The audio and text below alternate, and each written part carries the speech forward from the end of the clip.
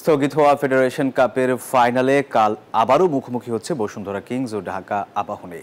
ময়মনসিংহে ফাইনাল ম্যাচের নির্ধারিত সময় 1-1 গোলে সমতায় থাকায় ম্যাচ গড়ায় অতিরিক্ত সময়ে।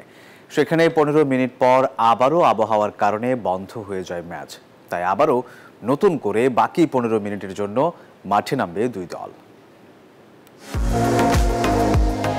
এমন ঘটনা আগে কখনো দেখেনি দেশের মানুষ। ঝড় বৃষ্টিতে দফায় দফায় ম্যাচ বন্ধ, তারপর নির্ধারিত সময় 1-1 গোলের সমতা। অতিরিক্ত সময়ের খেলায় আলোক স্বল্পতায় 15 মিনিট ম্যাচ চললেও তা বন্ধ করে দেয় ম্যাচ রেফারিরা। শিরোপা ছোঁয়ার অপেক্ষা বাড়ে বসুন্ধরা কিংস ও আবাহনীর। স্থগিত হওয়া সেই ম্যাচের বাকি 15 মিনিট আবারও মাঠে গড়াচ্ছে মঙ্গলবার, যেখানে নির্ধারিত সময়ে সমতা থাকলে ফল নির্ধারণ হবে টাইব্রেকারে। তবে ফাইনাল ম্যাচের বাকি অংশ নিজেদের সেরা ফুটবলটাই খেলতে প্রস্তুতির কোনো কমতি রাখেনি বসুন্ধরা কিংস অ্যারেনায় নিজেদের স্কিল নিয়ে কাজ করেছেন ফুটবলাররা।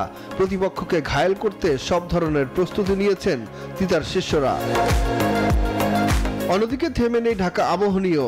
ঢাকায় নিজেদের মাঠে প্রস্তুতি সারলেও ম্যাচের আগের দিন অনুশীলন করার কথা ছিল ময়মনসিংহে।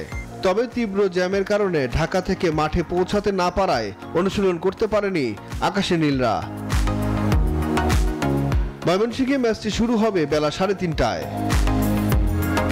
সুখন সরকার, নিউজ 24।